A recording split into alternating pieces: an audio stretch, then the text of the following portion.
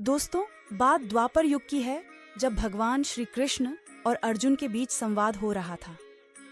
तब अर्जुन ने भगवान श्री कृष्ण से पूछा, हे माधव, जो लोग ज्यादा पूजा पाठ करते हैं वह ज्यादातर दुखी और परेशान क्यों रहते हैं?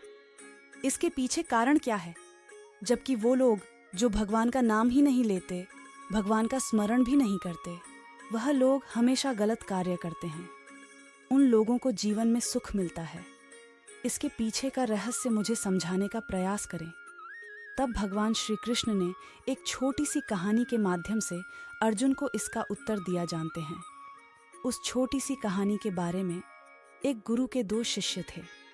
दोनों ही पढ़े लिखे और विद्वान थे। दोनों में सिर्फ फर्क इतना था कि एक भगवान को मानने वाला था और दूसरा भगवान को ना मानने वाला था। नास्तिकता एक ऐसा था जहां पर भगवान की कथा होती थी, जहां सत्संग होता था, जहां भजन होता था, वहां दौड़ा चला जाता था और भगवान की पूजा पाठ करने लगता था। दूसरा शिष्य इन सब चीजों से काफी दूर था। वह शराब पिया करता था, वेश्याओं के यहाँ जाया करता था। सारी बुरी आदतें दूसरे शिष्य में थीं। एक दिन क्या हुआ कि जब वह शिष्य शराब पीकर नाप शनाप बोलते हुए रास्ते में चलते हुए अपने घर को जा रहा था, अचानक उसको रास्ते में पैसों से भरा एक बैग मिल जाता है। उसकी खुशी का ठिकाना नहीं रहता। वह जोर जोर से चिल्लाते बताता है, आज मुझे पैसों से भरी भेग की थैली मिल गई है।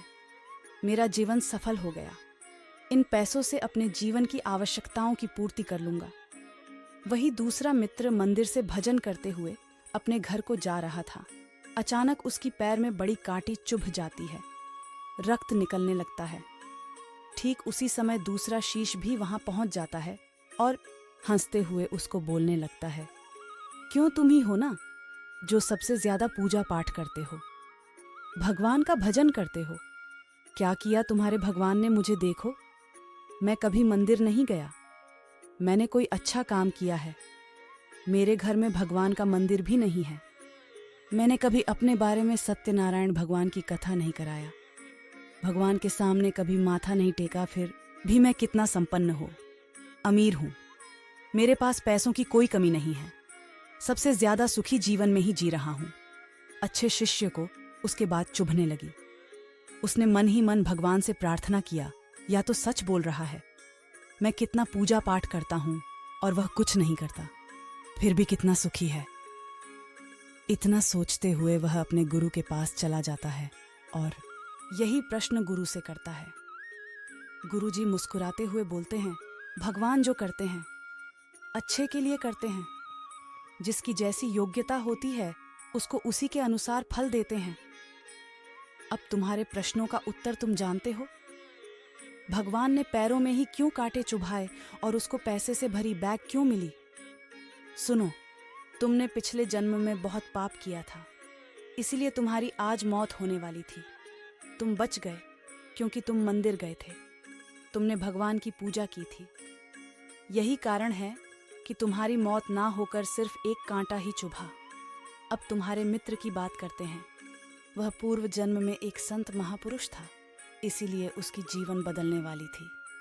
करोड़ों की संपत्ति का मालिक बनने वाला था, मगर इस जन्म में उसने कोई भी अच्छा कार्य नहीं किया।